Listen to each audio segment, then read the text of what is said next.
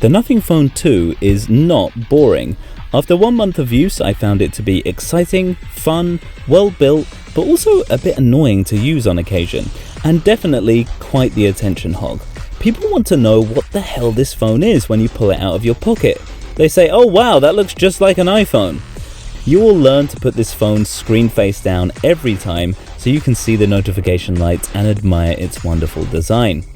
Full disclosure, this is a Nothing review unit, and I'm quite a small channel, but I was sent this by HeyUp, which is a tech community website that helps smaller creators by hooking them up with the latest tech gadgets. So if you want to try being a YouTuber or you have some kind of social media channel, you can apply for free for all sorts of cool tech to review, and the best thing is you can keep it once you're done. I'll put a link in the description to check it out. So back to Nothing. Yes, it does look like an iPhone has had an affair with a stormtrooper. These aren't the droids we're looking for. But it looks fantastic, like seeing an Aston Martin in person. The entire design experience is full of what I'm gonna call nice details. The phone too uses flat sides which look great, but as soon as you pick it up you feel that the back glass panel is slightly curved, making it easier and nicer to hold. Nice detail. Flipping it over, the bezels, whilst not razor thin, are equal on all sides, including the bottom chin, which takes extra cost and effort on Nothing's part, but it's definitely a nice detail. The accessories inside the box, including the SIM ejector tool, match the transparent aesthetic that the phone has, and the custom Nothing skin just adds to its identity and somehow makes black and white look really cool. The widget and typeface match perfectly, and it's just something different in the world of Android. You can obviously go back into the settings and change the icon back to the normal appearance, but who would want to do that? I do have one tiny complaint. Although there are some fantastic animations going on, the charging and wake animation look great, I use the face unlock, and for that it's literally just a blank transition from the lock screen to the home screen. I also have another gripe with the lock screen. Every other time I pull this phone out of my pocket, I will get either the emergency services screen, the flashlight widget would be turned on with the torch burning away in my pocket, or it will say the face unlock can't be used now and I need to type in my password. And all of these things happen, I would say 50% of the time when I'm out and about and the phone is in my pocket. So hopefully this is something that can be fixed in the updates because it's super annoying. Next, I want to talk about the Glyph lights. Very well implemented, very customizable, and very flamboyant, but I've not used it in the way I thought I would. I noticed that when receiving notifications that only the little light at the bottom would flash, and that was not the fireworks show that I was expecting. So I found the most dramatic option possible in the settings and soon realized that this light going off every 5 minutes is incredibly annoying, especially in the evening. And pretty quickly I went back to the original setting. What I've really grown to love is the notification reminder light. This bright sci-fi looking strip I found really useful, and it just looks cool AF. I also love the reverse lighting animation when you want to wirelessly charge your headphones on the back panel.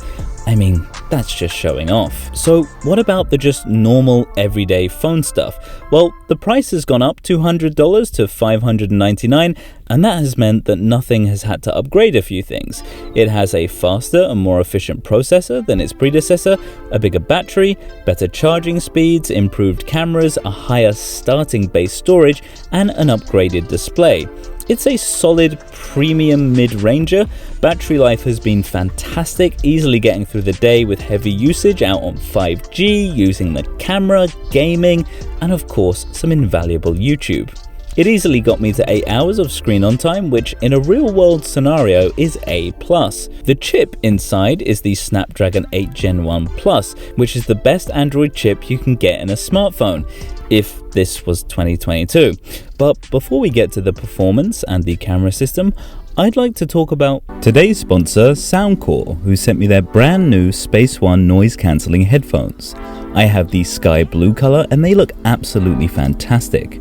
The materials on the band and cups feel super soft and comfortable to use all day. The Space Ones feature powerful adaptive noise cancellation, particularly in the mid to high-end frequencies. They analyze the noises around you to give you the best noise reduction in real time, and feature powerful voice reduction that cancels the loud noises around you, like people chatting or crying babies. They also feature crisp high-res audio thanks to their 40mm custom dynamic drivers with LDAC support for 3 times more detail than standard Bluetooth codecs. We have function buttons on the side, as well as a massive 55-hour battery life with the ANC off. They also have this cool 8-degree floating axis design that allows the ear cups to rotate in any direction, giving a natural fit to any head size. There are also 3 microphones placed around the Space Ones, meaning you can take calls and communicate with ease whilst out and about. And of course, they are foldable for travel and come with this nice carry case, as well as a 3.5mm cable. I'll put a link for these down in the description.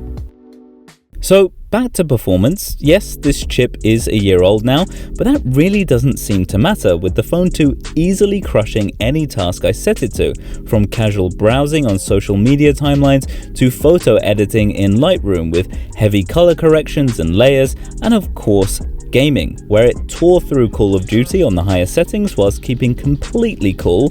Playing PUBG, there was a slight increase in temperature, but nothing noteworthy or out of the ordinary, and I'm happy to report that Genshin Impact was running smoothly at fairly high settings. So if you do want to use this as a gaming phone but don't want to splash out on the latest flagship specs, then the Phone 2 will definitely do the job.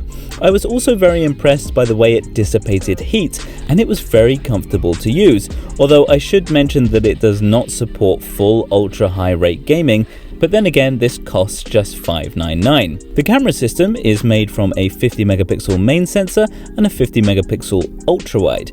These photos are not going to make high-end flagships nervous, but you do get bright, punchy and detailed images out of the 50 megapixel main sensor during the daytime.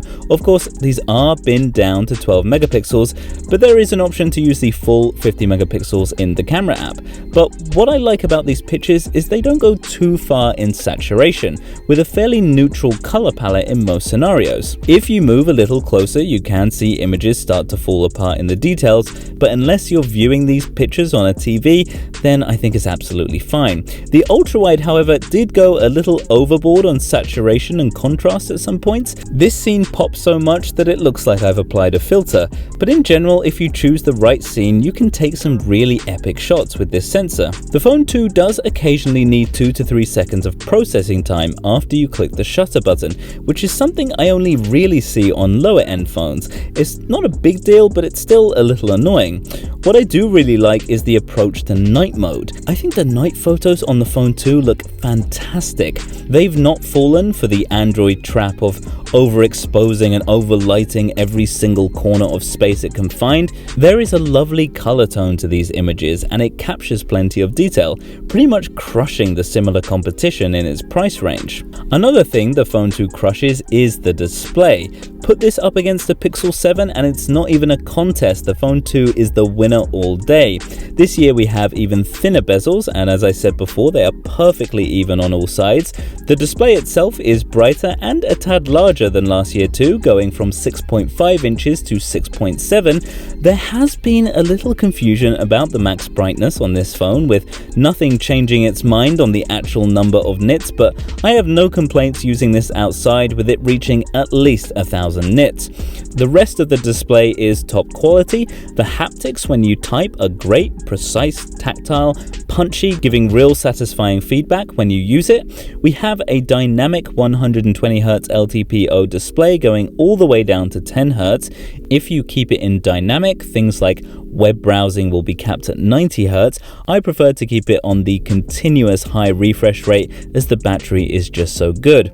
It is HDR and HDR10 Plus certified, although it will not work with YouTube or Netflix, which is a bit of a bummer. Another bummer is the IP rating, which is barely water resistant. Splash proof, I would say, best describes the IP64 rating the Phone 2 has.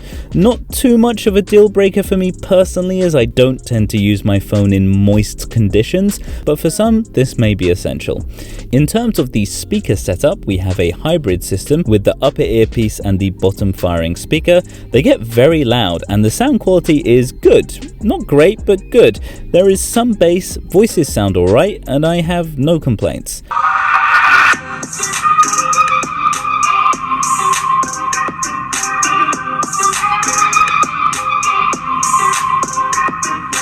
However, a few other minor complaints about other things. The video recording, even though it's good quality at 4K 60 FPS, it is very jolty when the camera is panning, and for somebody that uses their phone to shoot lots of YouTube content, it's something I would have to really think about before using.